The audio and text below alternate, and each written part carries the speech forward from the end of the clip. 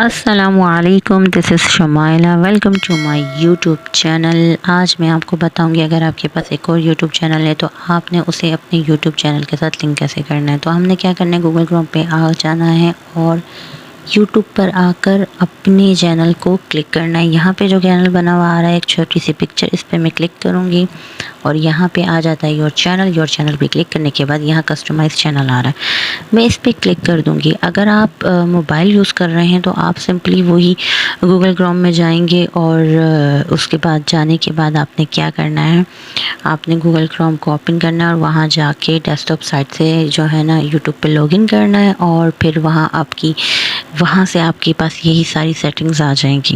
तो अब हमें क्या करना है, चैनल कस्टमाइज़ पे क्लिक करना है। यहाँ चैनल कस्टमाइजेशन खुलकर आ जाएगी और उसके बाद हमें ऐड सेक्शन पे क्लिक करना है और फीचर चैनल्स पर क्लिक कर देना है।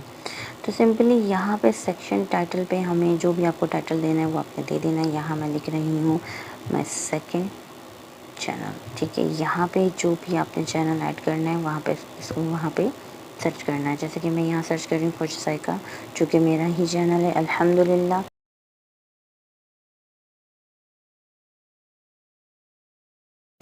तो यहाँ पे जो है ना आपने डन करना, डन करने के बाद यहाँ ऊपर है पब्लिश, यहाँ पब्लिश पे आपने क्लिक कर देना है।